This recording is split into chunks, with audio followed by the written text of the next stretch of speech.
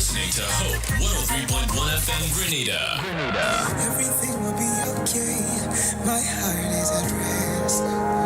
Oh, everything will be okay. My heart is at rest. Can hear your spirit say everything will be okay. My heart is at rest. Everything will be okay. My heart is at thousands falling my right and my left, but everything will be okay. My heart is at Jehovah Shalom is in my boat, and everything will be okay.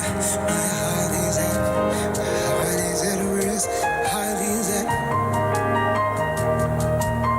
when my spirit's overwhelmed, lead me to the rock.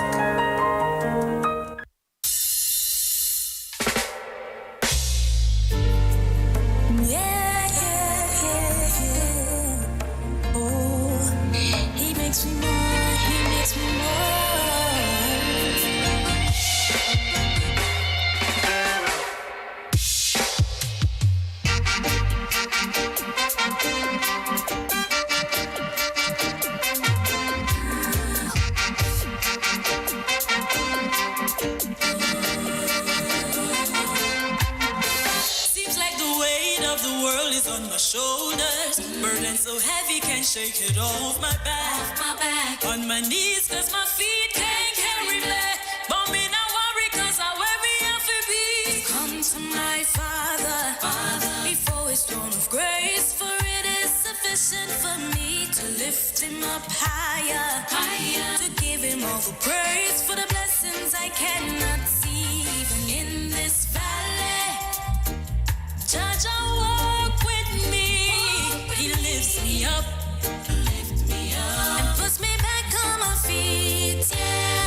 He makes me more than a conqueror, more than a conqueror, more than a conqueror, more than a conqueror, more than a conqueror.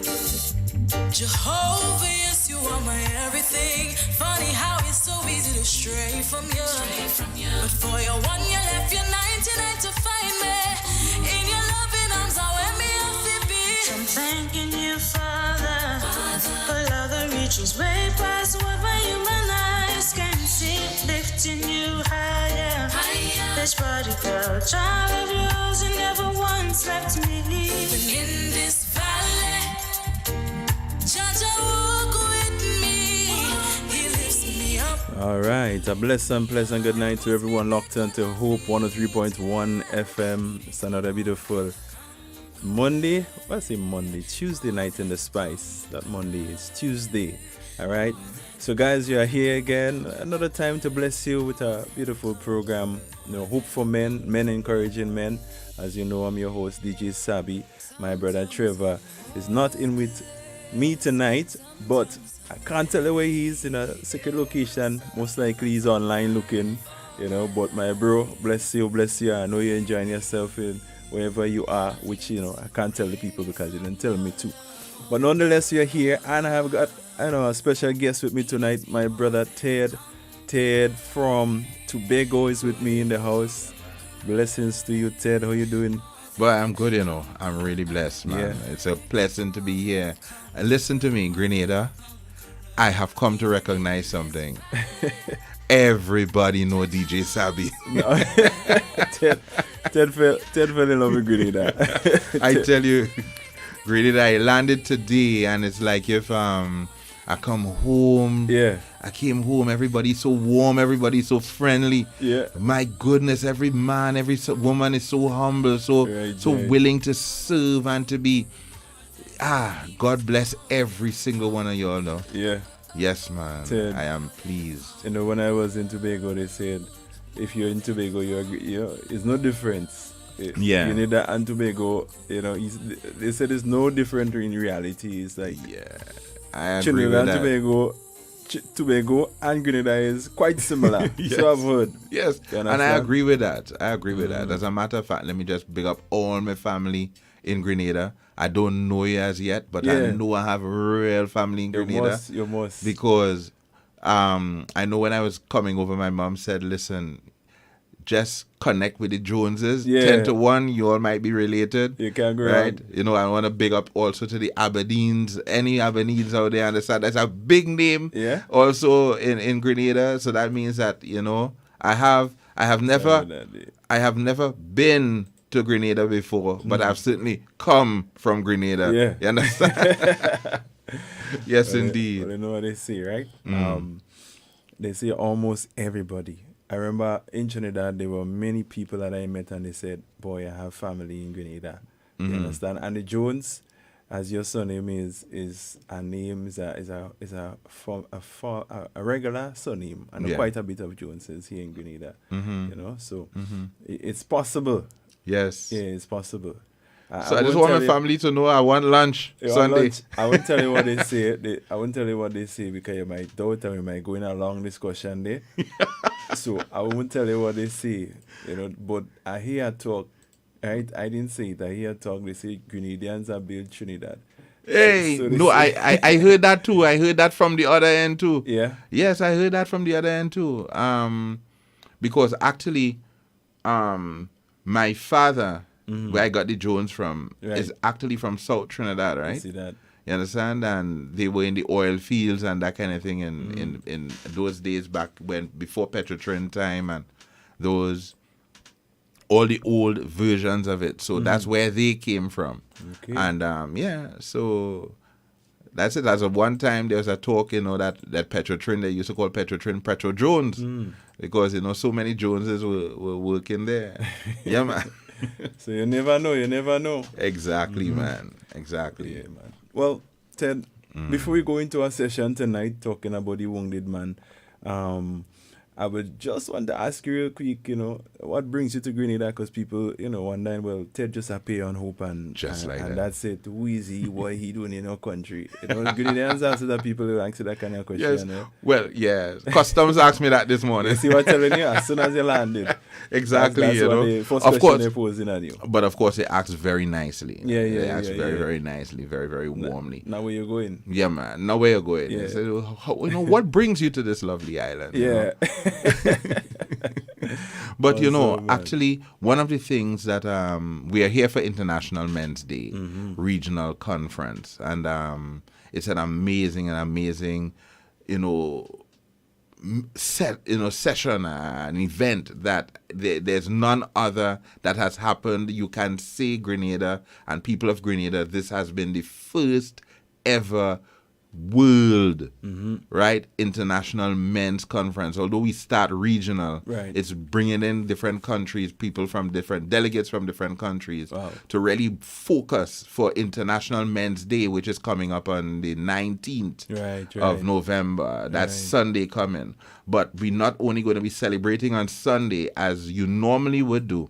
What we are doing is that we have a group of events, a series of events coming up to that day. So tomorrow night, for example, we will be having the meet and greet. That's when, because by tomorrow night, we expect most of the delegates to be here. Okay. Right? We have been talking and meeting with each other online, my brother. Okay. We have not met physically yet. Wow. Even the great Anderson, a Grenadian here, who has been really the champion behind a lot of the work that has been happening. Wow. I have never physically met that man. Okay. Right? And I feel like we are lifelong brothers. So we set that time to actually meet. Cool. And then the event starts proper, on Thursday, with a series of events. But we men, if it was a women's conference, it would have sat in a room for 3 days and sit down and talk whole day and that kind of thing. That's not how we men are. So we'd have 1 day of that. Wonderful. Right? And then the other 2 days, one time we're going to have, the Friday morning, we're going to have a business segment, which is, and just hearing your story, Sabi, it's an amazing concept that, these stories need to be told. You see, sometimes when we look and we see a businessman and he looks like if he's shining, we don't know his story, right? So this is an opportunity for our young and upcoming entrepreneurs to hear the story of our senior seasoned men, seasoned men in business, so that we build hope, Sometimes we feel when things go bad, it's happening to us alone, but we don't know that the people who are successful not because of a situation, but despite a situation, man. Wow. Yeah. Well, awesome. Maybe at the end we'll just probably give the folks some more information regarding that into that men's conference. Yeah. Where it's happening and so forth. We'll get to that. Mm-hmm. All right, but we want to jump into the night session. Yes, all right, man. we want to do that, and our topic tonight is really simple. We're talking about the wounded man. You understand? Mm-hmm. And trust me, I believe there are some men out there that are wounded. You Yeah, understand? They're wounded. Mm-hmm. They are. Some men are hurting, and the interesting thing about the wounds is that some men are living. They are living with that wound. You understand what I'm saying? Yes. But there is something also that is important, that even as a wounded man, if you feel like you're wounded, and the wounds can be on various fronts, yeah, Mm-hmm. they don't always have to be a physical cut. Yes. As some people may look at it. Exactly. I have a wound, an injury, you know, my tissue cut, your skin cut, my head bust. You understand? Blood flowing. Yeah. So so that's what most people are, you know, they are aware of when they think about the wounds. So some people might think we talk about a man with a broken foot. Mm-hmm. But it could be a man with a broken foot too. But Yes. you have to ask yourself the question sometimes, how did he get that wound? Mm-hmm. You know? And when a wound is healed, it leaves a scar. And Definitely. the scar says that it had a wound there. Mm-hmm. And as a result of that scar, it leaves a memory in the person's head. Yes. Sometimes the scar is a bitter memory. So each time someone asks the individual about that scar, they probably might have a bad, you know, something come up in them like, Yeah, don't boy. ask me, I don't want to touch that because the memory is not a good one. It's a painful one. That's you right. understand? But also, the good thing about scars when they are totally healed is that even if you touch it, you push it, you squeeze it, you won't feel no pain. No more pain. And we want men to reach to that place that their wounds is no longer wounds, but it just becomes scars that has been healed. Properly healed. And the other thing about a I scar. like what you put in there, properly. Yes, indeed. And the other thing about a scar, though, is that sometimes a scar in itself is a depiction not only of the wound, Right. but how the wound itself was being treated Wow. to be brought back. So you find, for example, that if a wound is treated with the respect it deserves to be treated with, the way the wound is supposed to be treated with the precision and the professionalism that it was supposed to be, the scar may not be as bad. But if the wound in itself is neglected, Wow. when it becomes healed, eventually the scar is now so noticeable. Yeah. The person can become so broken, so sensitive that the scar in itself can be an injury. An injury. Wow. Yeah, man. Yeah. Well, the good news is that, you know, the word of the Lord says in the book of Jeremiah, chapter 30, verse 17, reading from the King James Version, it says, "For I will restore health unto thee. Amen. I will heal thee from thy wounds, said Yes. the Lord. Because they called thee an outcast, saying, This is Zion, whom no man seeketh after." But I want to focus most on the part of restoration, you know, and healing of the wound. A lot of times, men, they look for healing in the wrong place. That's right. Can you imagine? Most times what you find happening with men who are wounded, they don't seek to find comfort where true comfort should be found. That's right. Most times they go to another wounded individual. That's why you find wounded men looking for support. And there's a reason for that.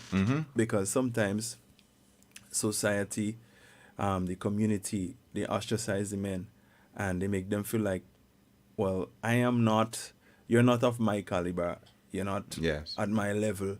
So I want to cast you aside. So you would find men in clusters who are wounded. Sometimes they do certain things to make them feel better. Pain, remember, a wound speaks about pain. So Yeah. when a man is in pain, if he doesn't know where to go and get the right treatment for that pain, he can basically go for a numbing agent just to kind of give him a ease Morphine. that we're talking about. Yeah, So bro. sometimes a man go for a numbing agent, and it can be alcohol, it can be cocaine, Yeah. it can be some kind of Self-abuse. yeah. Some people lead to that when they can't take the pain. Yes. You find themselves because the pain sometimes can go so deep inside of a man that when he feels that, it's like Lord Jesus, I don't want to go Yes, through that. I just wish maybe I was, if that is better than that pain. Yes, and that is one of the reasons why in Trinidad, for example, the statistics of suicide among men is more than 6 times the success rate of suicide, if you can call it success rate, of suicide is more than 6 times that of women. Right. Men are in fact in a lot of pain. Huh, man? Wow. Yeah, man. And that is the thing. Like, people think about, like, they say, "You're a real man. Man up. Man up. You don't have to go through that. Big man don't cry, big man don't go on and tell people their business." Big man. Yeah, yes. You know, it's The a lot of, rhetoric. I'm telling you. And you find, and that's what gangs are. Gangs are people who are set of broken men who feel like they can help one another. You know, Yes, you man. get it. So that's where they go. Rather than going to find help, they go with people who could identify with the pain that they are feeling. Yes, man. So that's why you find most men, you won't find a healthy man, so to speak, in a certain circle. Yes. You know? Yes. So men have to now know, okay, where am I liming, so to speak? Who am I talking to? Yes, man. That's right. Is that man a good man in my life to encourage me to be better? Or is he just encouraging me to be bitter? You understand? Words heavy, and that's exactly it. You know, we need mentors, right? We need guides. We need heads, because the thing about men in general, and it's a good thing, and I think that's how God has set us up, is that for society to continue, when Jesus Christ was alive, Jesus Christ had some disciples. The Bible notes that there were 12, eventually 11 that he left upon the face of the earth. That became many, many more. But how did they become more? They became more because they themselves made disciples of other men. So the thing is that there is a nature in us as men, a God-given nature, to be able to multiply ourselves, multiply our standards, multiply our belief systems, multiply our strength, right, unto other people by forming disciples. It's a natural phenomenon of manhood. So you can understand why fundamentally manhood has been under such attack. Yeah? Because what the devil has come to realize is that to have his influence upon the earth, he needs to get rid of uncompromising good men. Good men, right? Yeah. There are men out there, there are all forms of men, but the ones who are strong, the ones who, the Bible says, who know their God, shall do exploits. Amen? In other words, they are the ones that would stand and make difference. Yeah. Right? Exploits also has the same connotation as the word explore. Right. You know, to find new solutions, find new places, Right. you know, find new hope, right? And that's what men of God will do. However, where we find ourselves now fighting against the wind, trying to even become accepted as men, trying to break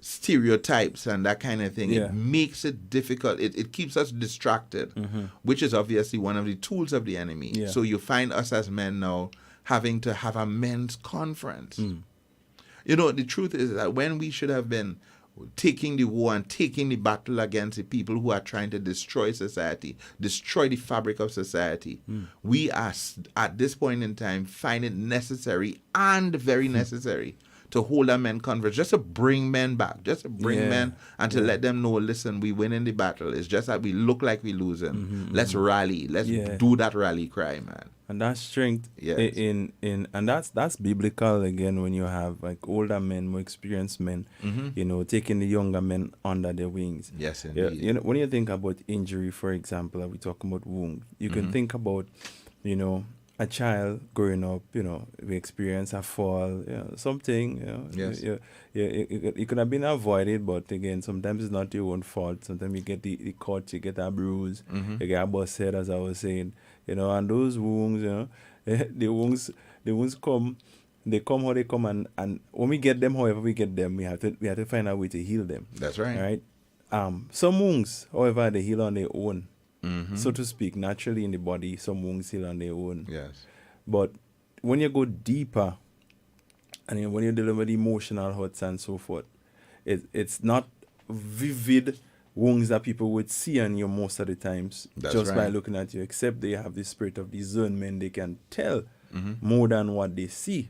So That's God right. will expose this type of wounds to certain people, Yes. not everybody. So you have many people, they have like they I wouldn't want to say they're faking, Mm-hmm. but you would see them with smiles on their faces. Yeah. They look most jubilant. They happy. They Mm-hmm. they They're the life of the party. yeah. But when you get to the meat of the matter and they tell you what they're really dealing with in their heart, you would realize all of that is just a cover up, Yeah, boss. a masking, Yeah. just to, make me feel accepted. Because most times when people have these types of emotional wounds, they do a lot of things just so that other people can accept them, so they Yes. can find love. But Mm-hmm. you will see sometimes they get rich in the process, but their wounds still remain. Yeah. Their wounds still open. And anytime somebody touch it, you see they react differently. Exactly. Because it's like when my ex-prime minister said, "Don't go there,"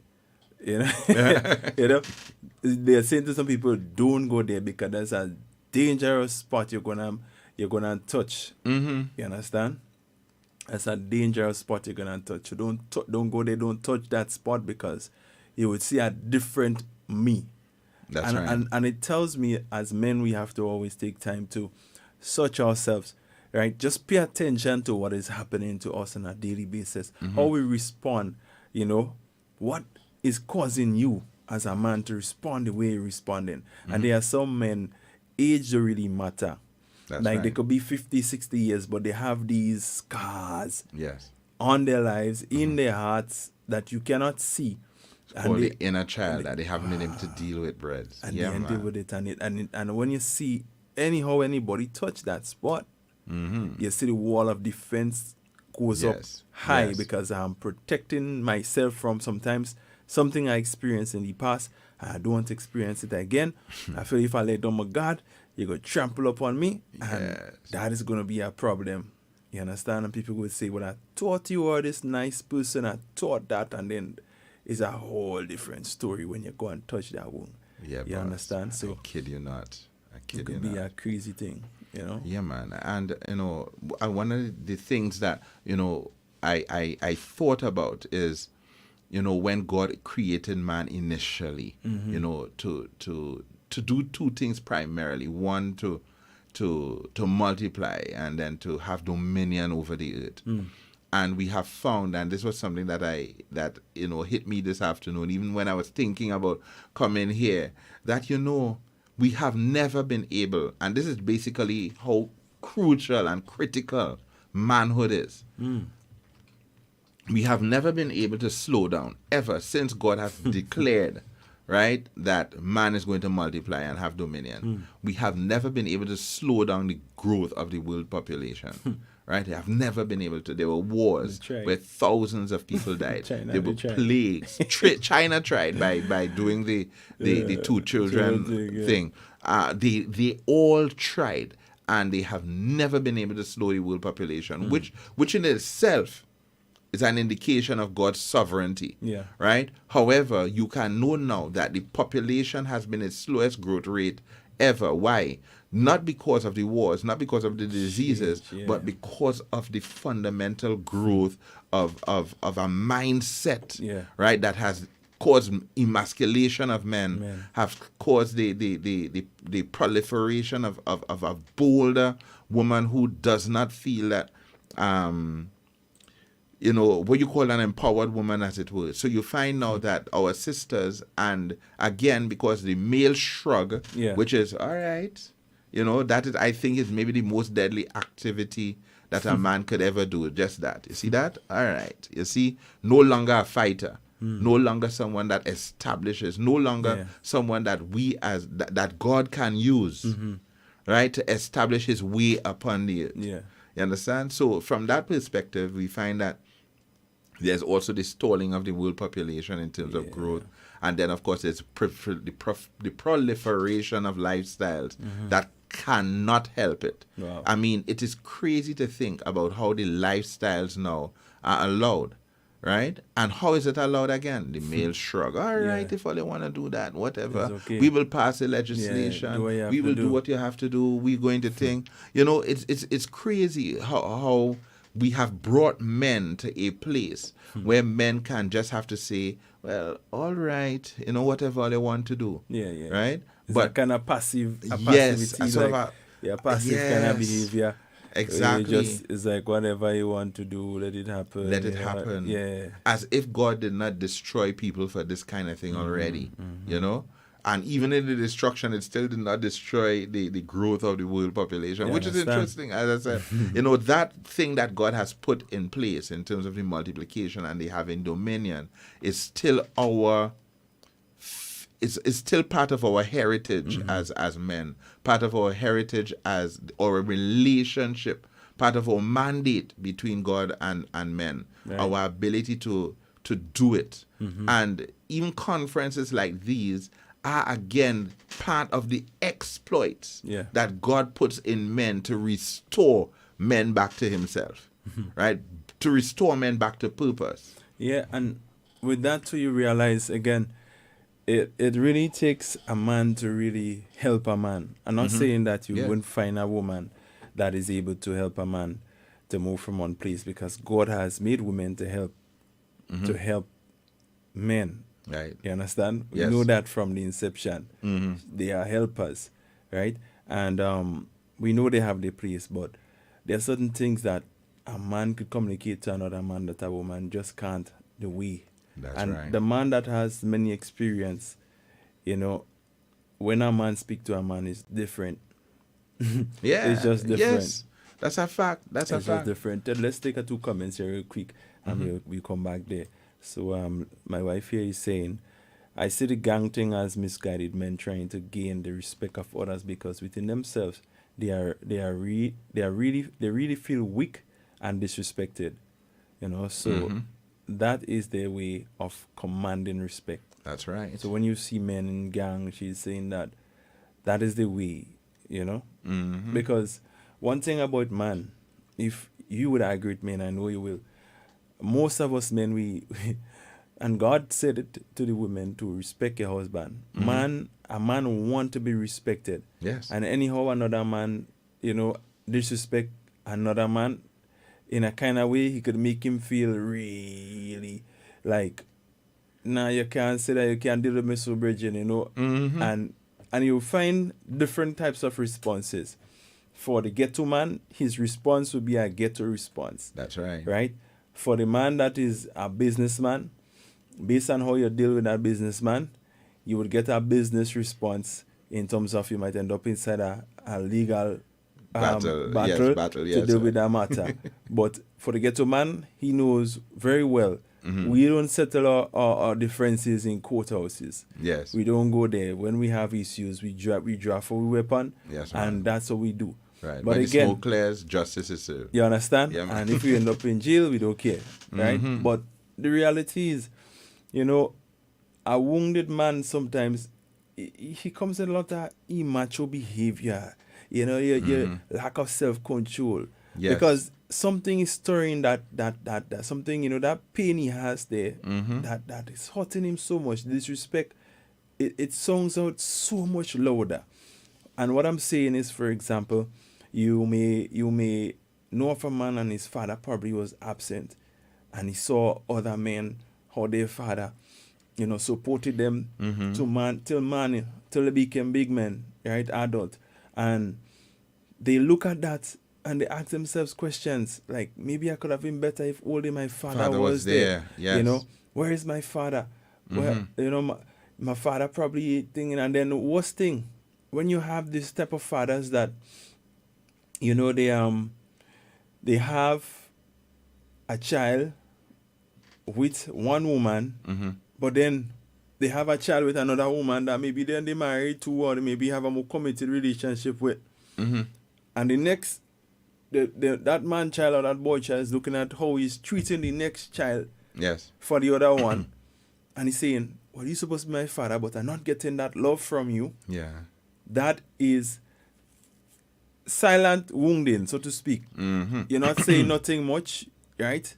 You're not giving nothing much. That's right. And he watching, that other child may be watching his mother fighting up to take care of him one, or there's another man in his life who is not his father, and that man may say, it's not my child. Exactly. And So there's abuse there. Right. Yes. So you go down to sometimes verbal abuses or verbal wounds, we want to call them. Yes. Right? And that person could now say, you don't disrespect me. I could easily know, I could pong you because your mother depending on me. Yes. You understand what I'm saying? So you could eat.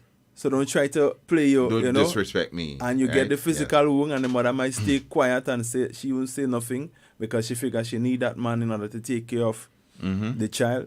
You understand? Sometimes they have a brother now in the situation. I'm just showing you in the family circle, and that brother could be a brother to him by his mother, but not by his father. That's and right. as a result of that, the father would show his son more favor and do what he has to do for his son, but the stepchild, you'd realize, getting the end of the stick. That's right. And then you have a whole big drama going on inside that boy's heart, right? Because one, he's feeling unaccepted, and his mother cannot even fight for the acceptance in the same way. Well, remember too that the mother herself is going through her own issues, right? Yeah. So the thing is, it all boils down to something that you're saying that we could maybe dive into, really. Yeah. And it's really the neglect. It's a very powerful form of abuse. Yeah. It's actually, to me, brother, I think it is the abuse that is creating the Frankenstein's monster. Wow. That is destroying our society. Right? And this abuse starts somewhere. And let me give you an example. Let me just throw some statistics at you. In Trinidad and Tobago, our boys at the C exams and at the CSEC exams, that is back in the day, it used to be CXC and those type of things, those type of exams. The men, in terms of the boys, they are outperformed by the girls to the tune of sometimes 60 to 40%. Wow. Now, that in our own mindset is just a number. It is just a statistical number. Right? I want to throw this out to all of our people listening, and to you, to my own self, and to society as a whole. Had our school system had it where our boys were performing at 60% and our girls were performing at less than 40% and less, would there not have been an outcry that there's something wrong with our school system that is discriminating against our girls? Right? In other words, we have a society that is primarily prepared to not neglect our girls. Right? However, it is more than willing by our evidence statistically, right, to neglect our boys. Wow. Right? There is not a question. I mean, our examiners read out the reports every year ad infinitum, and nobody is doing anything about it. Wow. So we have a school system where our boys and our children in general grow because remember, everything concerning our school system is what gives our children a sense of worth, right? So as a result of that, you now have a society where boys don't feel that because of the system that they have to be a part of, they don't see themselves as worthy, as functional, as successful as girls are. So that's one. And then what is even worse is that you now label them negatively, right? Boys and men, all of us, our standards are labeled against the worst of men's behavior. Man. Whereas other people, other women, horses, every other creation is measured against the best of their potential. Wow. Men are the only one that is measured at the worst of his potential. So all men are dogs. Man, and they normally don't say that, eh? Exactly. But you never hear a man generalizing that statement towards women.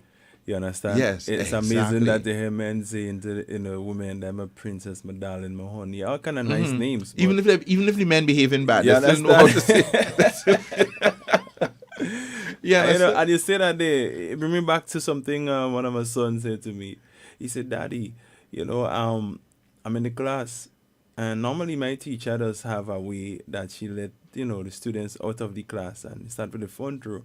Another teacher came in the class, and I feel like she don't like me. She don't like boys because she let all the girls go outside first. Now, at his age, a tender age, under 10 years, right?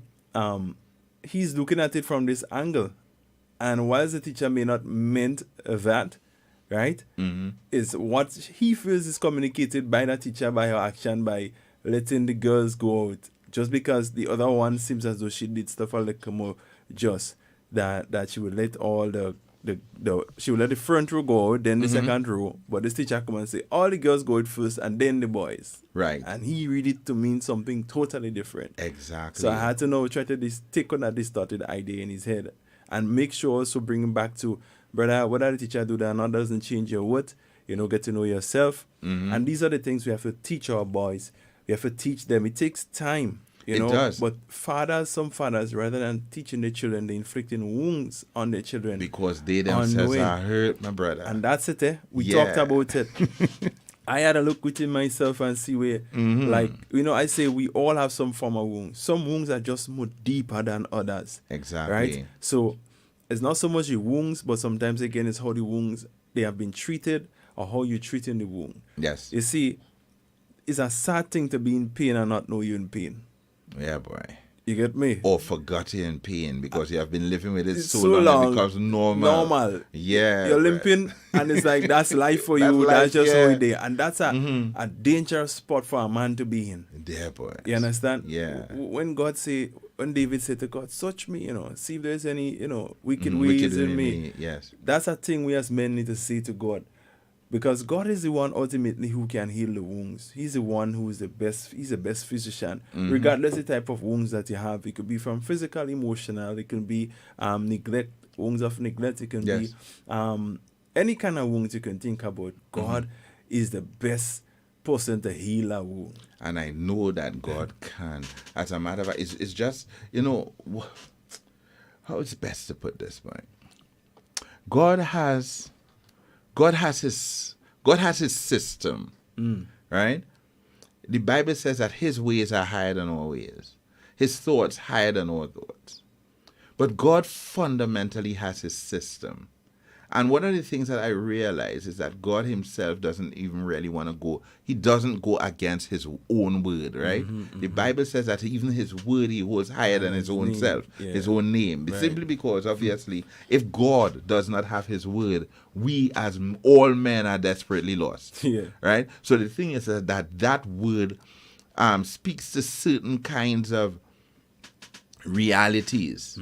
And it is that word that the devil attacks. No, listen to this. I wanted to just show this. I don't know if you ever saw this or noticed this before.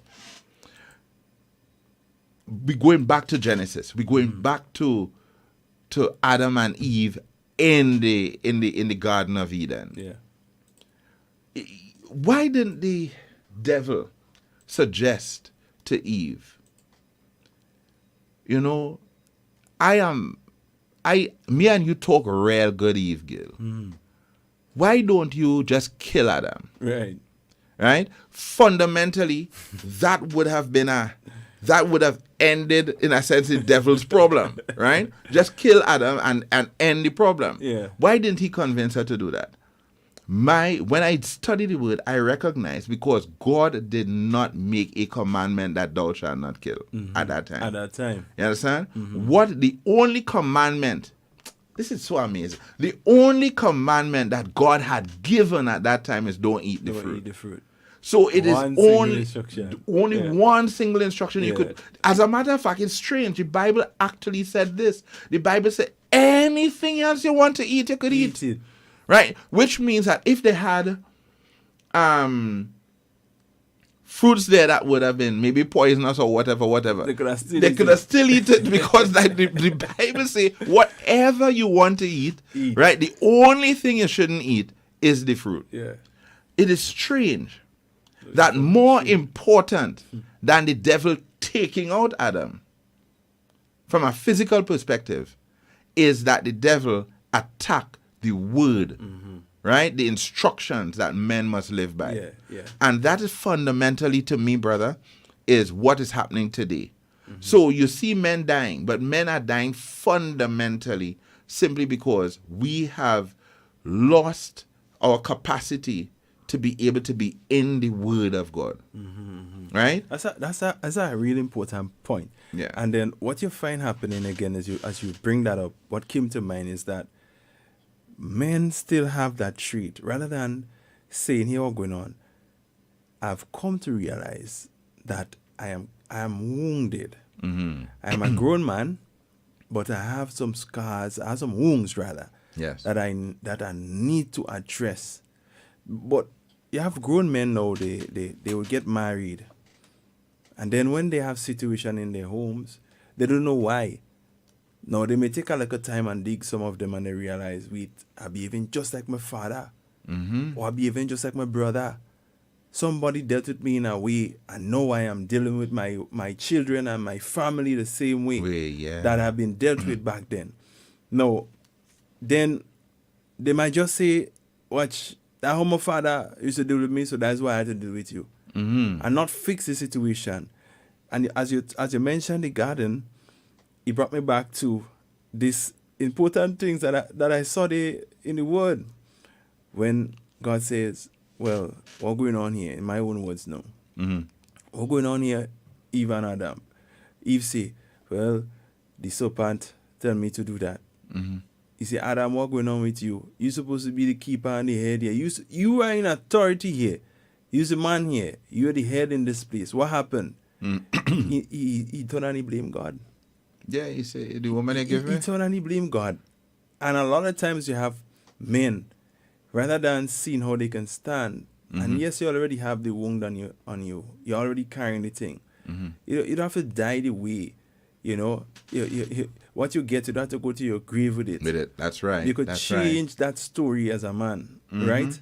But it may take a lot, because sometimes these wounds were cut time and time. You get cut in the same area. You understand? Wow. So you get a cut in that spot, you don't cure good yet, and it's like they come and they cut it in the same part again. So you know how painful it is. Yeah. Right? Those that is not being treated properly, because even if you start to cure up, you get cut again. So it's like you're going back down again in that painful spot. And the worst part is when that thing become infected. Yeah. Right? Because it needs a different type of treatment. Yes. To help it heal. And that treatment, I'm telling you, it has to be what God offers to us. That's it. And sometimes it's going to be painful. Even when you're facing it. Yeah, exactly.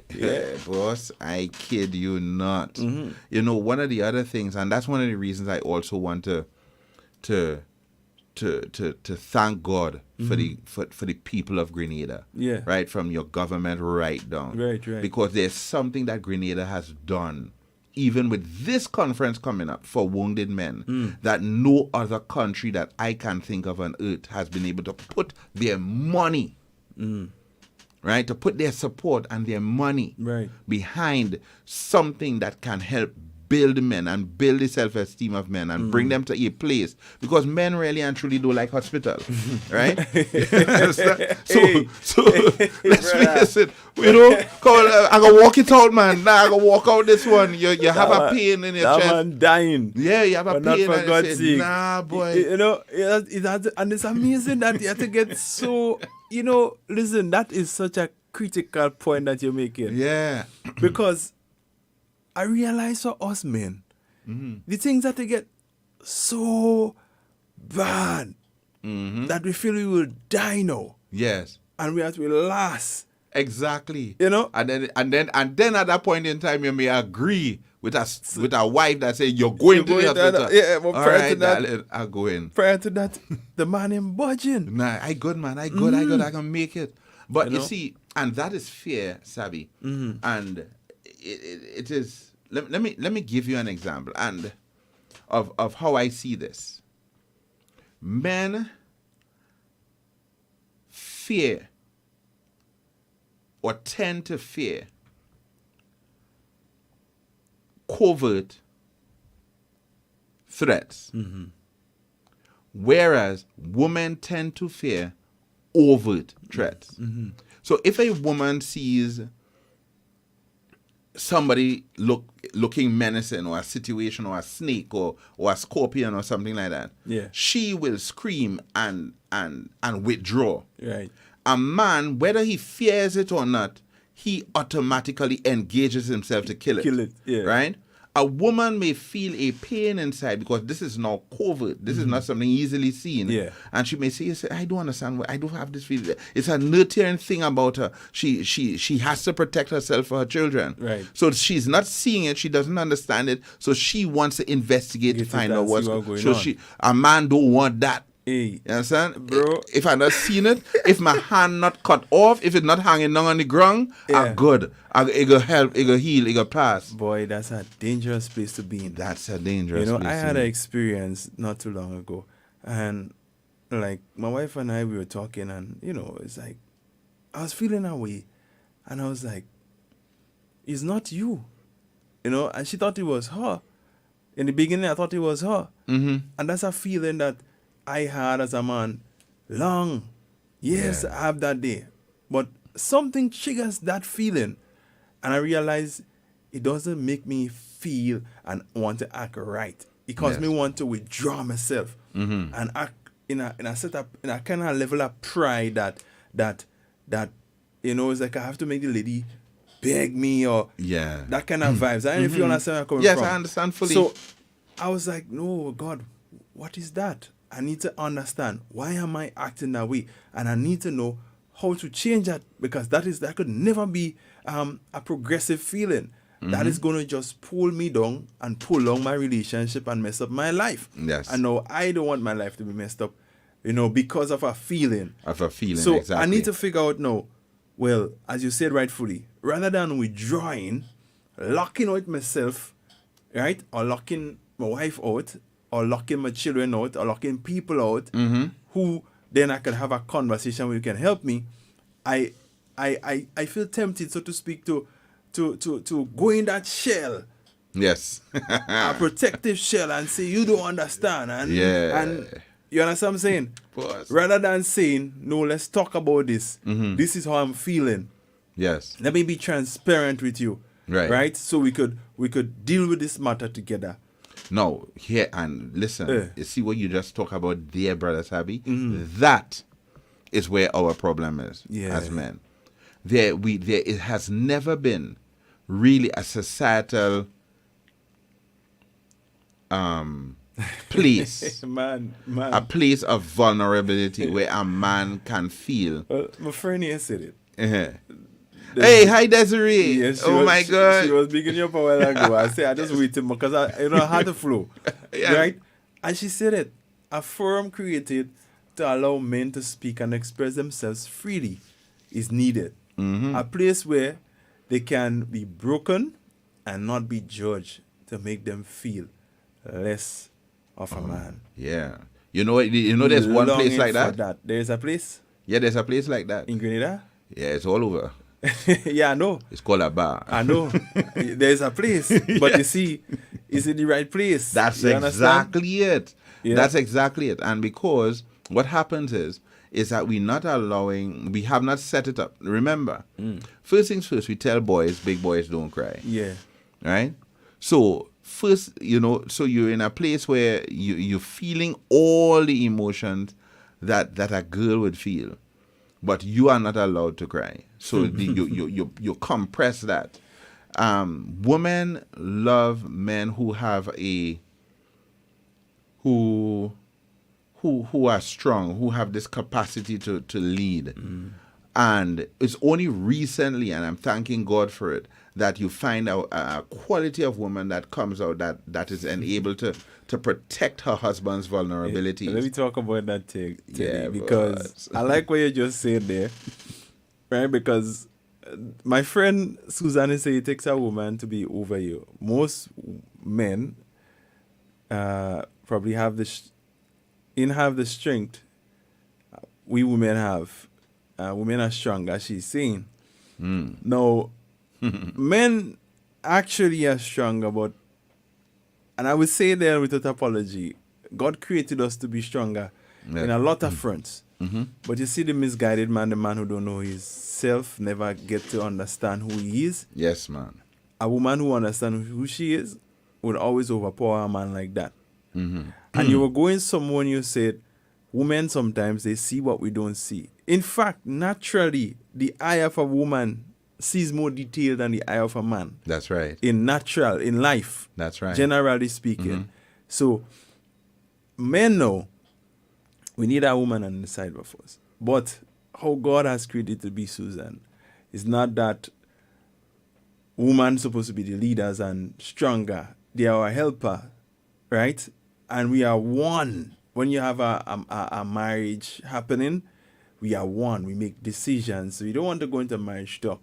But for the men out there and the women out there, you must know your place. You understand? And the thing is, some women don't allow men to get this, to act or to be. They don't push them and help them. You know, my wife, she just push me sometime, brother. Yes, behind the scenes. And when she pushed me, you know, because I might be a little bit passive sometimes with certain things, the way I may do stuff. Yes. As you may say, no, you can't do that way. But you know, you have to apply wisdom. You have to pray. You have to see God. You know, and both of us seeing the right thing. She pushing me to make certain decision is also good.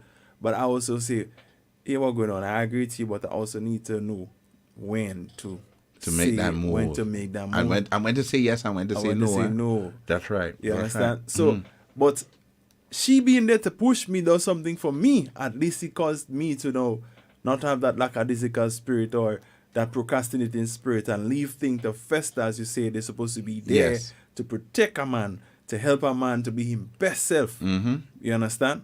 And if a man have a woman like that in his life, he found a good thing as God talk about in the word. God never lie in his life. You understand? So sometimes because some men now stays in that place of defeat, because again, sometimes there's a fear in the man that have the man there. And he don't realize he also has a wound that create that kind of, again, that kind of shell movement, so to speak. You go into that shell because you fear. Yes. But the woman now is seeing, why can't you see what I'm showing you? And you go in the shell and hiding now again, not dealing with the matter you're supposed to do. And later it turned out to be something worse. She go say, I told you so.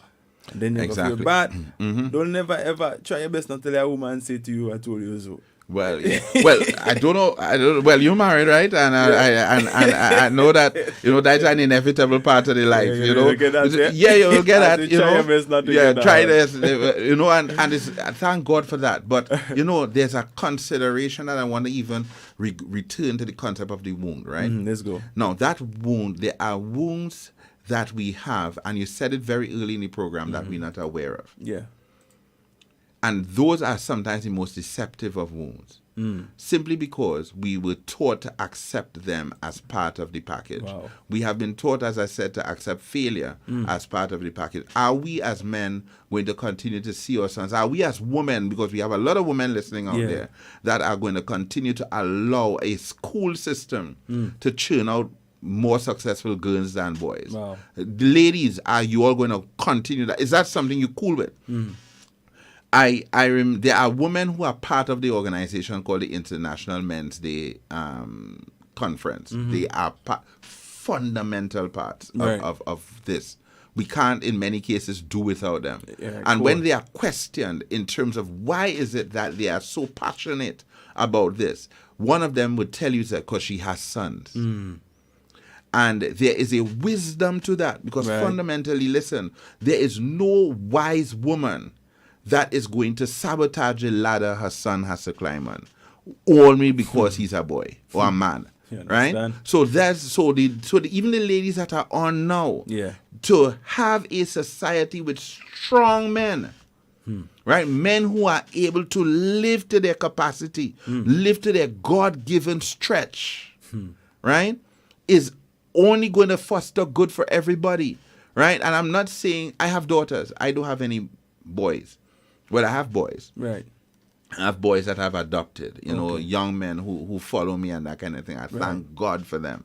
Right. But in terms of the ones that came biologically, right? These two girls are amazing, bright young ladies. And it is expected that they'll be bright young ladies because the school system is set up for bright young ladies. Boy. You understand? There are examples, for example, I remember because I'm one of those guys. I'm one of those fathers that are very, very, very intimate in terms of my children and their schoolwork, right? So I would help them, for example, and something always amuses me. I even went to the principal of the school and spoke about it, the primary school, and spoke to them. And when I said, listen, why is it that the examples that are given, even in things like subject-verb agreement, for example, always use a system like Anna is a good girl, but Brent plays the fool, right? How is it always that the gender of the one that has a negative behavior is always the boy? It's always the boy in all these texts, and nobody sees that, right? Everybody, that is acceptable, even as an example. Right? So boys are learning that, listen, we are dysfunctional by root simply because even the examples that are given to us to teach us are negative examples. Wow. Right? How do you love us as mothers? How do you say you love your sons? Right? And accept this. And I'm not indicting mothers. Sometimes we just don't see. Because remember I told you, many of the wounds that we may have are wounds that we don't know. We don't know. As a matter of fact, most people carry cancers along their lives until they discover the day they have it. Yeah. But the day they discovered they have cancer is not the day they found cancer. They had cancer. They had cancer for many, many years or months before. Right? It is only the particular day they found it. Out, So it's the same thing with the wounds we carry. Many of us don't know. So listen, even the boys that may in fact be doing good in school, by virtue of the examples are wounded. They will know that. True. What about our court systems, right? That just naturally, right, give custody to the mothers, whether the mothers are deserving of it or not. Right? Wounds again, societal wounds. So men now are afraid to operate a particular way and stand their ground in a particular way. In Trinidad and Tobago, for example, the statistics for child molestation, for example, in terms of reporting, right, are particularly high. But I would tell you this, part of the reason that it's high, not because child molestation actually happens, but because a report of child molestation is necessary sometimes for a mother to gain custody of their child. Wow. Right? So the thing is that when you have these types of systems going on, men are wounded, and it's wounds that they can't interpret, they can't tell, but they're going to act out on it.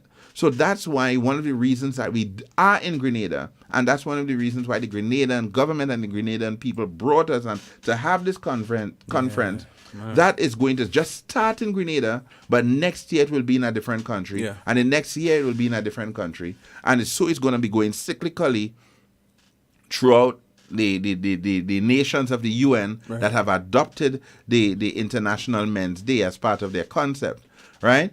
That we are going to continue to speak to these because we need a society of men who fulfill purpose. And it's so real because, as some of our viewers and listeners are saying, this is somebody saying you hear growing up, it's always boys will always be boys. Yes, and it's okay. They can behave in a way. Boys will always be boys.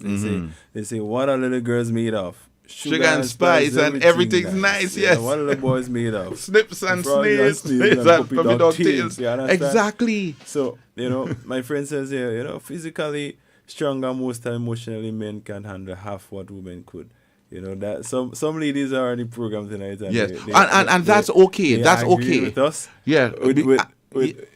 No, but let me just throw that one in, and that's all right. Yeah. Because I would tell you this. I remember my wife has a little car, a little buggy, a little Suzuki Swift, and the car has the ability to move in and out of places because it's a small car. I have a Ford Ranger. It's a bigger vehicle that cannot fit in. So in fact, the Swift can do and go places that the Ranger can't go. Right. The Ranger, however, can carry things that the Swift can't carry. Right? But that is not to necessarily say that that they are stronger. Yeah. Right? And the fact that you even want to say that women are stronger is actually going against what God says. And that's the point I made earlier on. You can't, you see how God made us to function again, as we said.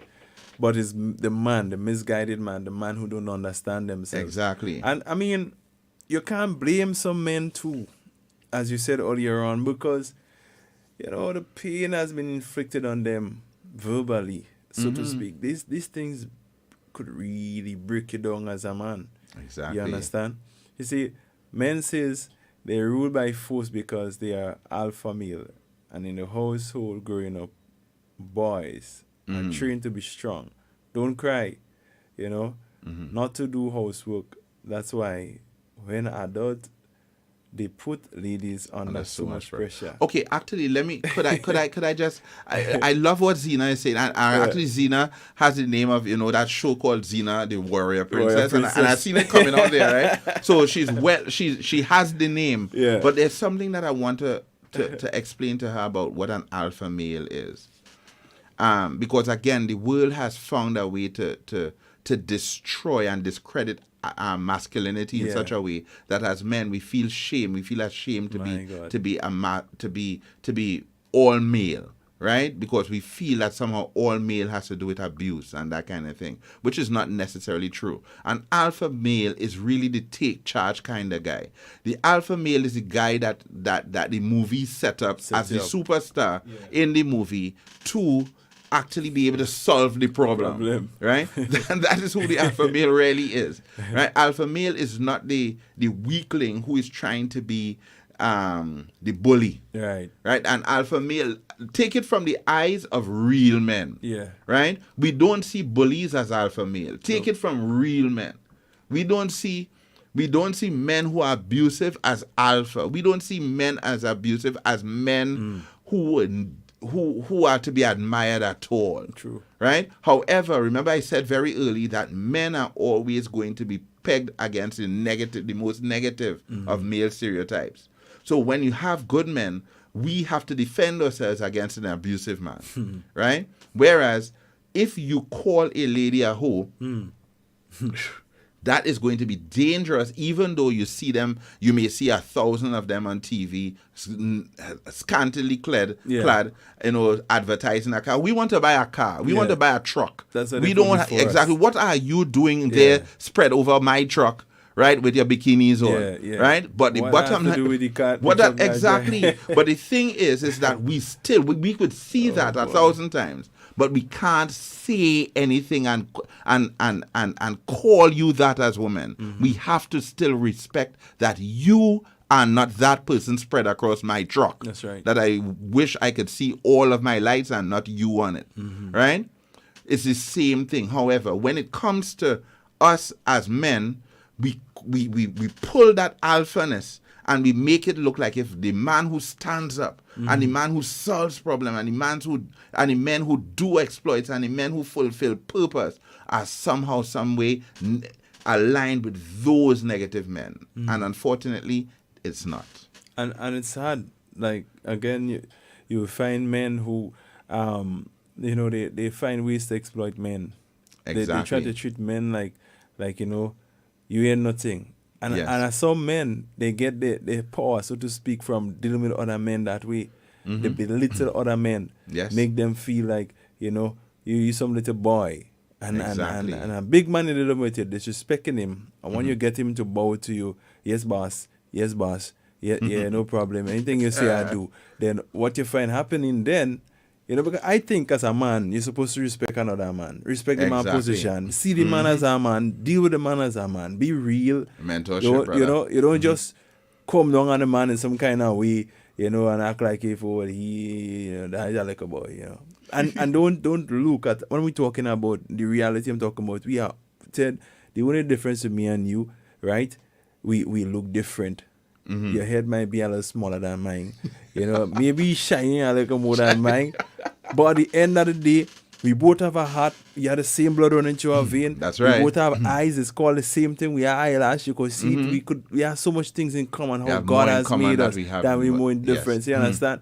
Maybe you might know certain things I don't know that you could teach me that, and vice versa. Yes, man. But that'll give me no reason because I feel like, okay, I attained this or that I should look down on a brother. And that's what you find happening in this world, this competitive world amongst men. You know, so that's why you will find women doing better, because men, naturally, they train to deal with women in a different way too, by nature. Yes. So, you know, they don't come down, some of the women hard, Yes. But really and truly, some men more compassionate towards women than they are towards men. Men, that's right. You understand? And that cannot be a good thing. I want us to take this question here from, I don't know if it's your wife or somebody listening. No, JJ Jones. No, it's not my wife. My wife.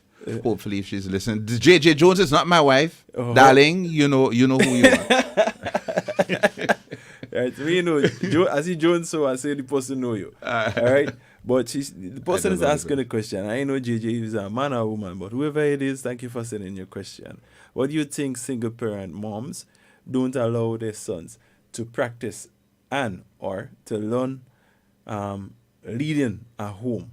Right. So that's the question she's asking. I want to further ask her to clarify that question, to explain to us what she means by leading at home. And JJ, I can put a number up. You can call. We open for that too if you wish to engage us in the conversation. I appreciate that a whole lot. Yeah, because I need to be a little clear. I don't want to answer that question, Ted, because I don't fully 100% understand. She needs to explain to me a little better. All right, so if you're out there, not in Grenada, please add the area code. Use the first number, WhatsApp 403-1031. All right, 403-1031. You can give us a call. And let me hear your, if you can, please, just go in a little more detail. Yeah, I really don't want to give the wrong answer. I don't want to speculate. So I'm staying away from that one, Ted. Right, yes. And you see her next thing is that please don't forget the question. So this is very important for her. This is very important for her. And while we are waiting for her to call or somebody else and other people to call in, one of the things that I also just want to say is, guys, young men, do never apologize for being the man God has called you to be. Right. Manhood is never a brand that should be allowed to be destroyed by Hollywood. Right. Be destroyed. You understand? Destroyed by negative stereotypes and that kind of thing. That's not what we're here for, right? We are going to fight through the negative stereotypes. We're going to be unapologetically men. Right. We're going to be unapologetically protectors. We are going to be unapologetically providers, right? Yes, we will not do exactly what you want us to do, and that's okay once we're doing what God wants us to do. We are not going to cry and be vulnerable in front of you. It makes no sense, especially if we're not prepared to cry and be vulnerable in front of God. You understand? So let us, so let us, because the truth is, we if we don't cry in front of God, we can't cry in front of it don't makes no sense we cry in front of you ladies. Yeah. Right? Because you can't help we. You understand? You understand? Yeah. I know it's romantic to see, oh gosh, it's so sweet to see a man cry and all of that. But, yeah. Well, she says here, okay, allowing them to participate in decision-making process. These guys are 18 plus 18. And working and contributing. Okay, I understand. And then she also went on to say, in simple areas, leave them to cook. Without trouble in the... Oh, my God. Whoever this... You see what I'm talking about? I show this family. I show that this JJ Jones is family. I telling you, I have family in Grenada. I don't know if she's from Grenada, but I know... But for me, let me put it like that, right? My wife can attest and she can call. I cook the soup. You know what I mean? I cook. I clean. These are things that my mom taught me growing up. Right. You understand? So much that it has embedded in me.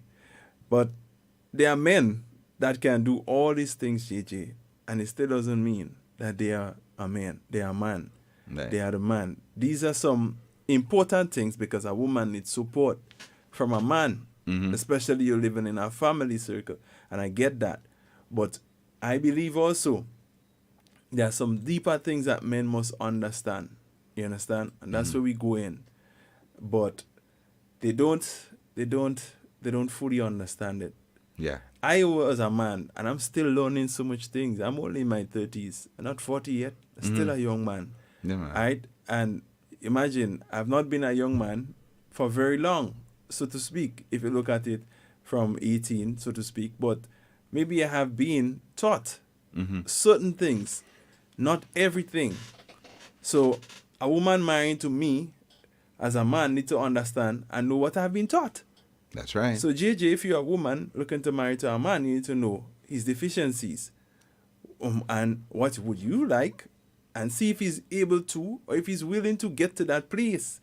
Remember, when you're asking a man who grew up, who his mother grew up, his father grew up, maybe he's seen certain things but they never taught him to do it. Again, that's a spot that this man where he already comfortable saying it is okay not to do that. Yes. So such a man, when he turns a man, he always saw his mom doing it. So you guess what? He thinks that's the way he's supposed to be. Yeah. Now you go and love him up, marry him for his good looks. When you put him in the house with you now, or you in the house with him, whichever way, he doesn't want to listen. Man don't wash no dishes. That's woman's job. We cook food. Man don't do that. Man don't do this. Why? You understand? Sometimes he was resistant when his mother, his father, was trying to get him to do it. Naturally, you find some children being that way. But go ahead, because I had a point I was going to make there, but I'm sure I could get after you. Yeah, take it there, don't forget it. So the parent job now is to make sure she tries to show the child the importance, or father and mother, right? The importance of that. Lest that child grows up thinking, because I was allowed not to do it, it's okay. You know, and it's only when the dishes hot the eye when they're living for themselves. After it's piled up and they no more clean one there. Yeah, they look around, there's nothing to eat with. Then they will say, I have no choice but to wash these things because, you know, and fly and it started to stink because the food stay in the sink for long. Or if it's a fella, girls coming over, you know, it's significant nice. decided, so you say, you had to start get this place together, man. You know, and then the poor girl, when she comes in, because she don't know better, she thinks, sees the place clean and say, mommy, girls, it is clean. But you don't realize he cleaned for you because you were coming over. He was going over. No, but actually, there's another part of that too, guys. Which I saw somebody put something up there. Oh yeah, you're saying man have hands too, not just mouth. Exactly. Yeah, no, I agree with you, my dear sister. Right, but okay. So here's this: how we grew up, right? I remember this. My father is definitely, well, he's dead now, was definitely one of those take charge guys. He was he would cook sometimes, but mommy would primarily cook. Mommy has always been, and she's still alive. So even when I was coming to Grenada, I had to go now and get coaching from her on what to say. I'm a big man. Yeah. But my mom, who is still a teacher, knows how to still nurture me. Right. Because that is basically what mothers do, right, and fundamentally, such a question, right, and that's part of what happens there in terms of the motherhood, and that's why you need that, and that's why you need more that. Than father to grandchild. Exactly, because the daddy will say, "Woman, listen, time to leave the boy, let him go." Yeah, right.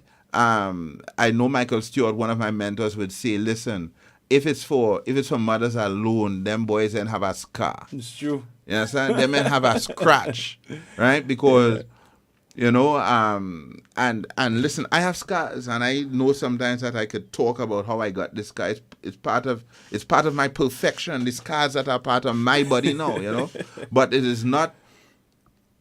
So yes, I can understand it nurturing and we need that because sometimes fathers could go too far too. So sometimes you need a mother to pull the thing. It's really a balance, huh? Yeah, that's what I'm right? saying. You need But that. so I'm going back. So my mom is telling me things. I mean, actually, I'm coming to a conference. I have to speak in the conference. My mother is actually there suggesting to me, well, you need to say this and you need to say that and you need to say this. And I'm saying, but mommy, I have been talking to young men for years, right?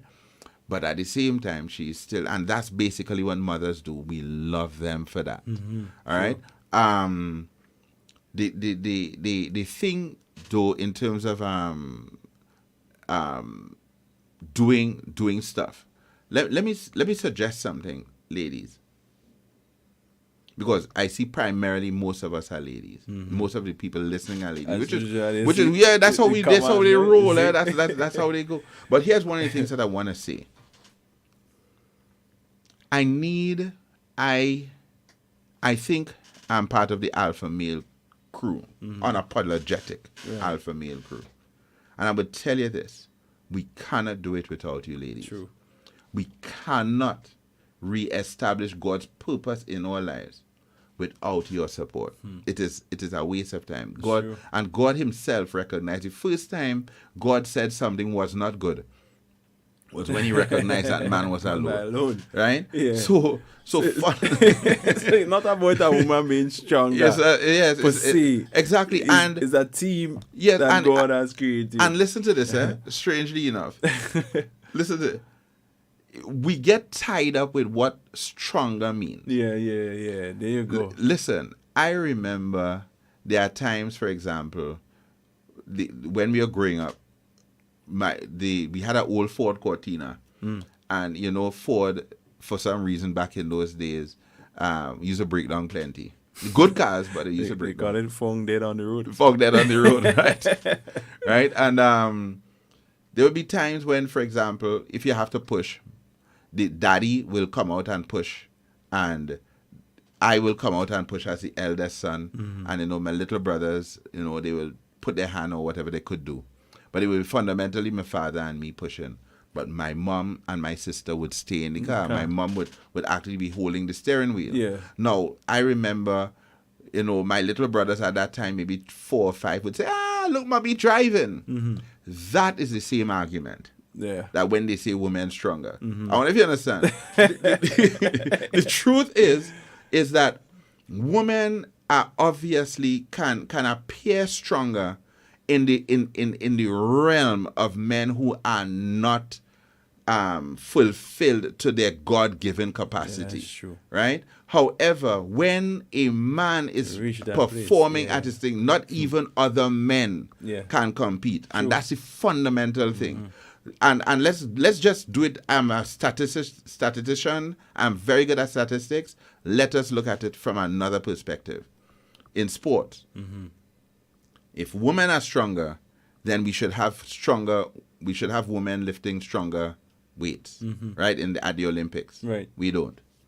We should have women running faster than men. We don't. We should have women operating in some capacity that are greater than the best of men. So you recognize that when men are performing at their best, not even men can catch them. And when men and women are foundation at their best, God himself in heaven says, boy, what can man and they do?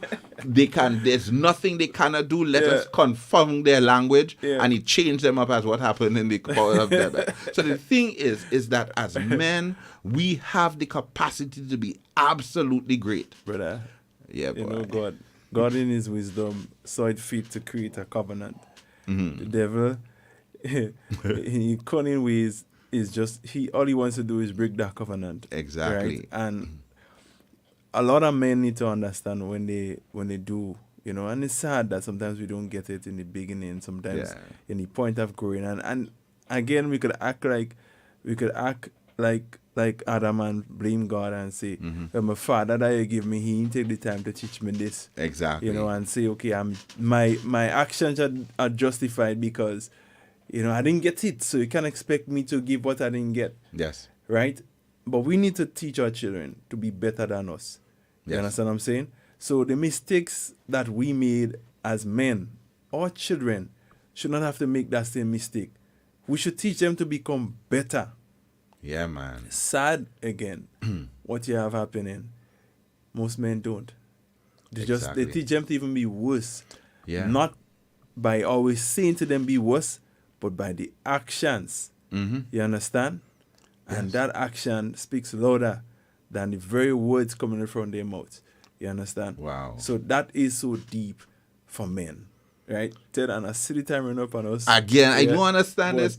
We have to give some before we go down there in that day. We have to give a few solutions as to what we think men, hurting men, wounded men, because we're talking about wounded men, can do to help them.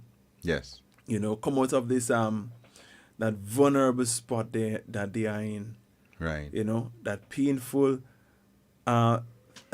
position that they are in, that is causing them sometimes to withdraw themselves and to halt and to act in fear and to, you know. The Bible says this. Behold how good and how pleasant it is for brethren to bond together, to come together in unity. To dwell together in unity. To dwell together in unity. Right? It is like. Right? And the Bible speaks now about that oil that comes down and then on Aaron's beard. And there's an anointing that flows from your top right down to the hem of your garment, because men and folk. Now, when we hear that, I know most preachers, most of us in ministry use that to encourage people to come to church. Yeah. But it's really about us being able to come together in a place. True. The thing is that the alpha man or the alpha male is not a man that does not have a wound. Yeah. Right? It is a man who has been able to hold himself accountable, which is something that we also teach our men. Yeah. We teach us how to become accountable, that notwithstanding how our fathers may have, or we perceive our fathers may have treated us, because that's another thing. Too many of us may have heard how our fathers treat us through the voice of our mothers. That's another thing. That'll be another discussion for another time. Yeah. So that means, guys, that I'll have to come to Grenada another time for us. But Teddy, you don't have to come to Grenada. You could stay in Tobago. I could send you a link. That's what we're talking about. Be on the screen, and we can make it happen. Yes, man. Even though you're not in Grenada, any day in the world, it could be in Africa. Once you have internet, we can Amen. That's right. That's right. But I'm gonna take this one right here. So my friends, says, I'm honestly enjoying this session, learning a lot to become a better woman also, and would now be better equipped to help a hurting man on his way. Wow. And that's important, my friend. Wow. You have to understand your role. I say this, with my wife and I speak. The man that is hurting, that has a woman in his life, the man that is struggling, it's not for you to put nails in his coffin and seal him down in there and, let him stay in that dark, ugly place. Your role when God puts you in a man's life is to help that man to become better. Yes. And as you identify his problem, and you may see it, because trust me, all I can see better. As women, y'all can see better than us. Yeah. Right? And that's why you'll see wise men in business always sometimes try to have that varying opinion around that female that can bring a different energy to the table, so that things could be looked at from different perspective, and not us men alone just trying to see things in our own carnal way, or not carnal, but in our own one-sided way. Yes. We may Channel be so than vision. some. You understand? So when God puts you in a man's life, and get it right, not just a big man, an adult man, but a child, a man-child. Don't just look at that child as the little baby in your hand. See him as the next prime minister. Yes. And what you would want that person to be like. See that man as somebody's husband, and what you'd want that man to treat, that baby or that young boy, to what you want them to be able to say, well, mommy taught me that, or mommy and daddy stood for that. See beyond that. Don't just not because you were abused mean that you have to abuse him and make him feel the worst thing about women. That's right. And make him feel that no man, you have a responsibility. That word you used there, bro, I taught my sons about these two words for a week over, about responsibility and being accountable. Yes. And a lot of the conversation I have with my sons, they stem from a biblical perspective. Yes. We always talk from the Bible, and we talk to them and we say to them, this is what the Bible says, and we talk about it, and we ask them, what do you think? How you think that could be? How do you think that could happen? How you think? Listen, let me just give you a joke, eh? Let me give you a joke before we go on. So I went to my two sons Sunday to get a pair of shoes for them both me and my wife. So I say, boys, all you realize all your daddy spending real money here. I say, all you see how expensive all you are. My little son, 6 years old, say, well, daddy, you can't do nothing about that, because all you got to do, if you don't want to spend the money, you got to kill us. And if you kill us, that means you commit a sin. So you can't commit a sin. I'm marvel at, oh my God. I marvel at what he said to me, and I was like, we came up with this thing?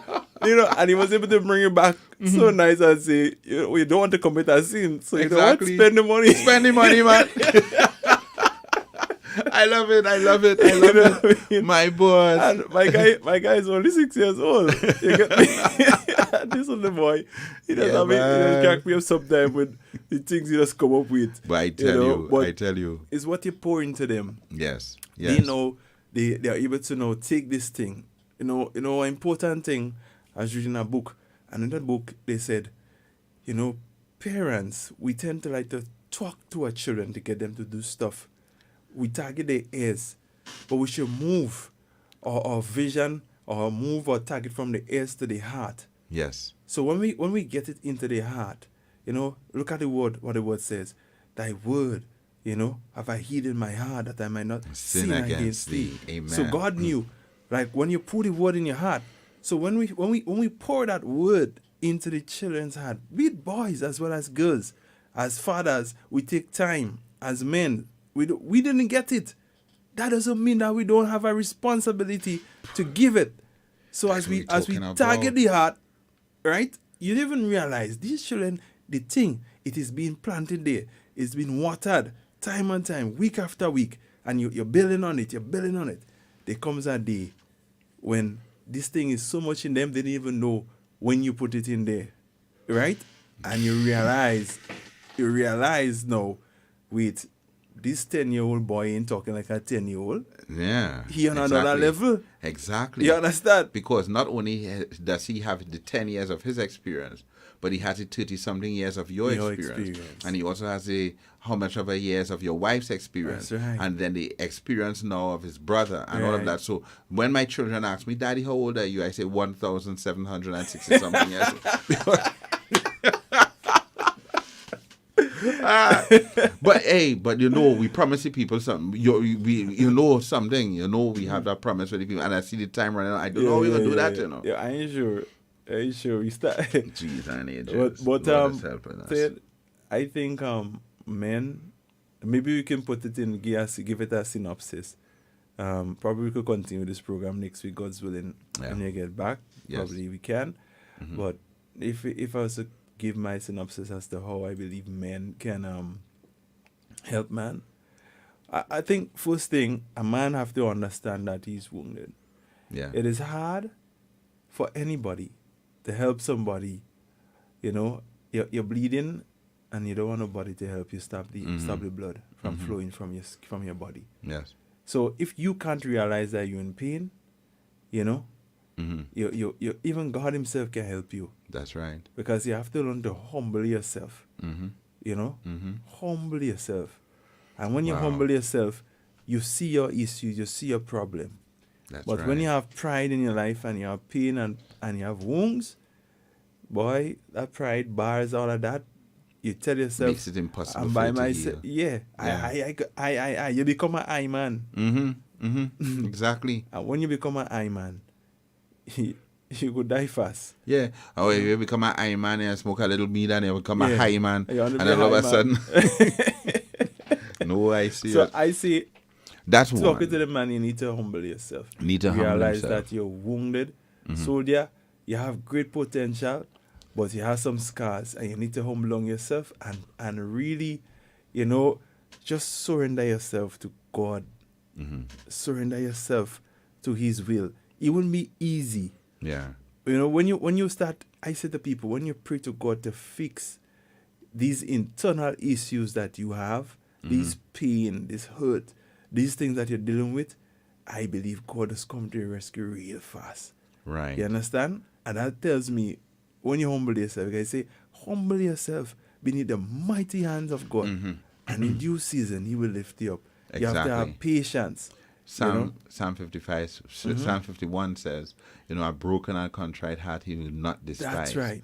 And that's so true. The other thing, too, that helps. Okay, first things first, what we have to recognize, brother Sabi, I recognize it in myself, and all of us as men have to, and women too, everybody have to understand that we have fallen short of the glory of God. And as a result of that, all of us exist in some level of brokenness. Yep. So there is no excuse for any one of us to not consider ourselves as needing help, or we have reached where God, the pinnacle of where God has wants us to be. Once we move away from that perspective and recognize that I can do nothing without God, and I can do nothing without the people God has placed in my life. I live a thankful life. Yeah. I live a thankful life. I'm thankful for the people God has placed into my life. Right? And, you know, and I was just, but even when we were coming here, I was even saying it because I felt it in my spirit that even myself and DJ Sabi will be friends for life.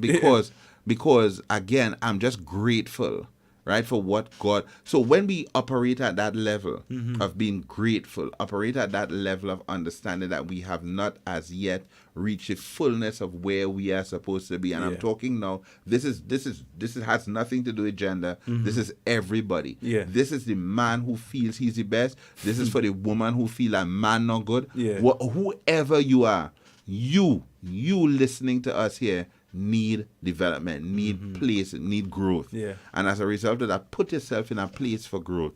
And I think that, you know, that is the beginning of the fear of the Lord is the beginning of wisdom.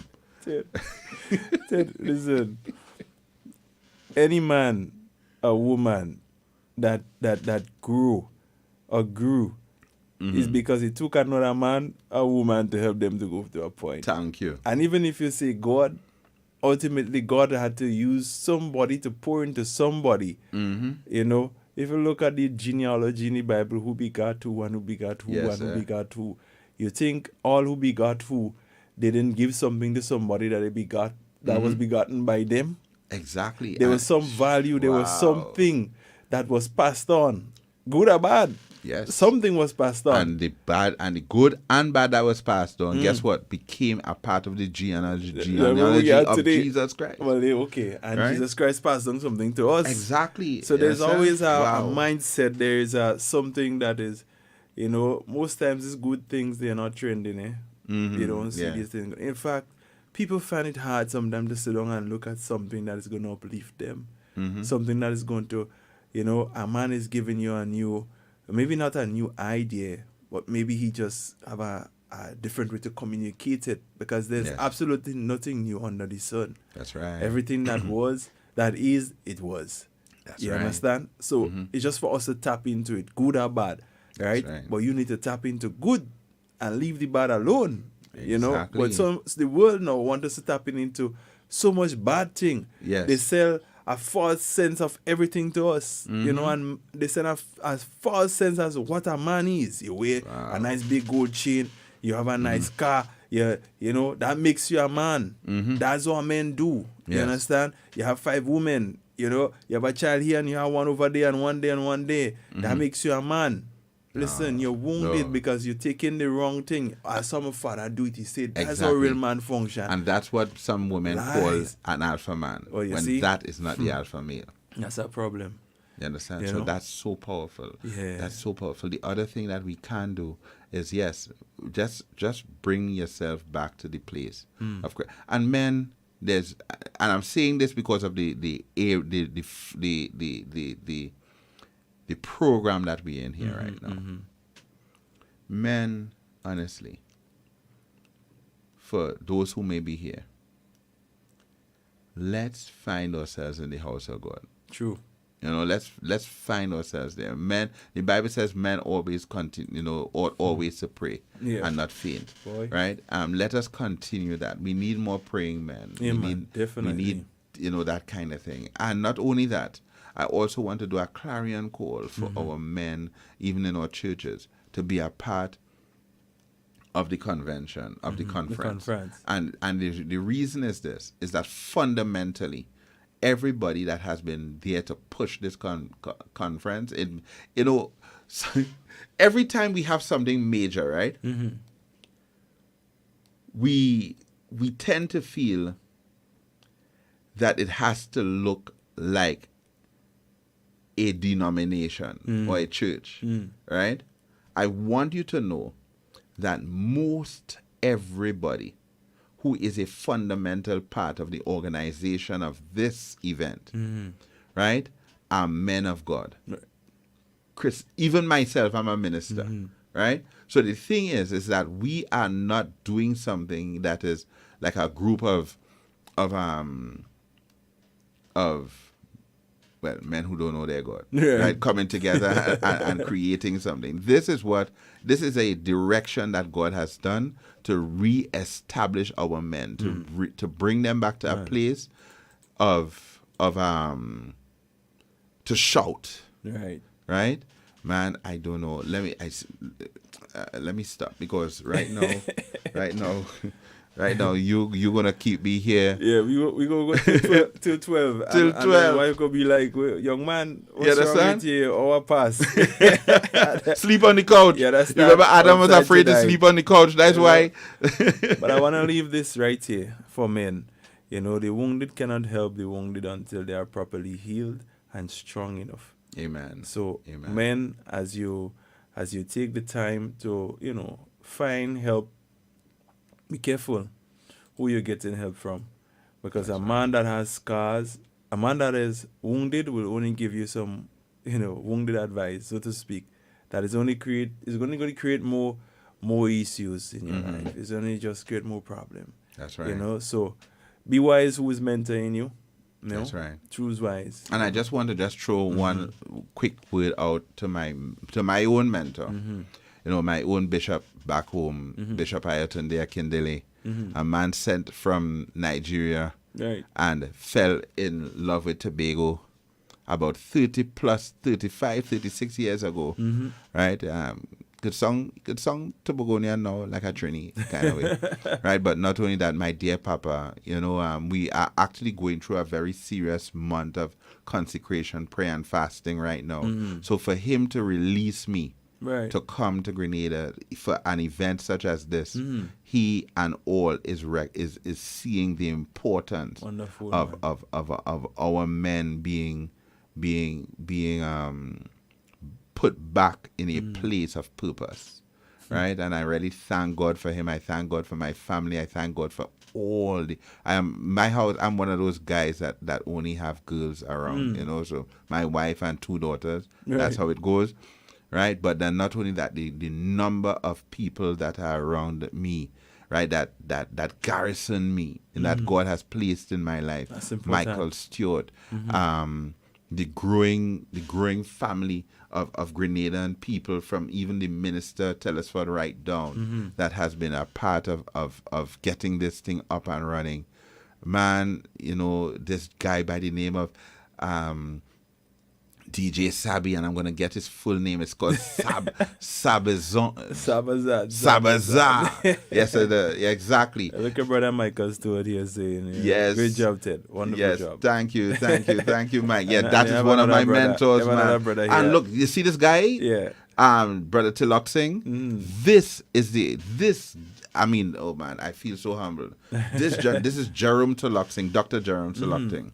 He is the one who has championed and brought into possibility the event of something called International Men's Day. Understand. Right? Wonderful. Right? Wonderful. And they are all a part of the program. I really want to thank. I said I have some fantastic support. Yeah.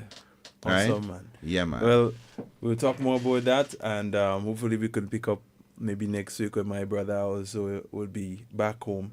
Yeah. And we could continue with this program, because I just know when a program is not finished. Yes. And by the looks of it, this topic, the wounded man, Yes. it is not done as yet. Thank so you. guys, Thank we'll be you. back next week. God spare our lives to continue with this conversation that we're having here, you know. And whatever the Spirit of the Lord wants, you know, He does. He's in control. We started this men program because it was something that was burning in my heart to do. I remember when I told my wife, I need you to release me to do this program. Yes. You know, because you do some other programs on the radio, you know, time away from home, you know, is time in her absent from her, and she loves me being home certain times in the night. Yes. And Of course. it took a while, and eventually she gave me the release. But since then, God has done some amazing thing. We have met people from the United States who sat in that seat, never planned to meet them. Persons from Trinidad sat in the same seat you're sitting in, Ted. Yes, man. We never knew, you know. And I believe God is using this program in particular to reach somebody out there, to strengthen a man. It's not to break down anybody. It is really to encourage men. Right. In particular. And I promise you that before the next 24 hours, you will get the link for the sign up for the conference. Okay. Because it does start by tomorrow night. And okay. But as I said, we will definitely send you that link, right? Send me the link, Yeah, bro. Mm-hmm. So my friend says it's not finished. 2 more weeks. 2 more weeks. Oh, Suzanne. Okay, Suzanne. So it was a pleasure being here with you guys. I know you got to get some rest. Tomorrow is going to be a long day for most of you. You have work to do. I also have some work tomorrow, you know. Give God thanks for His goodness and His mercy and His grace. So do have yourself a pleasant night. Thank you again for making Hfm Grenada your choice. You're on the inside. Keep it tight. Keep it, you know, get good sleep. Get good sleep. Amen. Amen. God bless.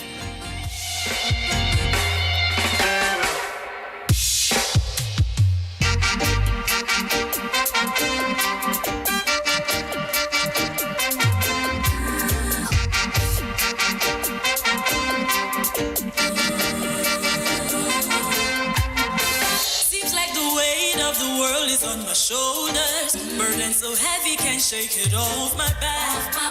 On my knees, cause my feet can't carry me. But me not worry, cause I where we have to be. Come to my Father, before His throne of grace. For it is sufficient for me to lift Him up higher. To give Him all the praise for the blessings I cannot see. Even in this valley, Judge, walk with me.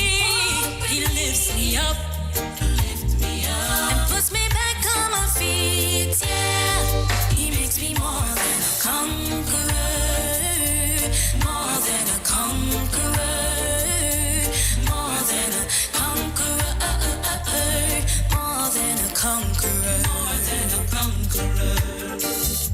Jehovah, yes, you are my everything. Funny how it's so easy to stray from you. But for your one, you left your 99 to find me. In your loving arms, I wear me off the beat. I'm thanking you, Father, for love that reaches way past what my human eyes can see. Lifting you higher. This prodigal child of yours, you never once left me leave. Even in this valley, Judge, walk with me. He lifts me up, and puts me back on my feet. Yeah, He makes me more than a conqueror, more than a conqueror, more than a conqueror, more than a conqueror, more than a conqueror. Sometimes I'm hopeless, sometimes I'm weary.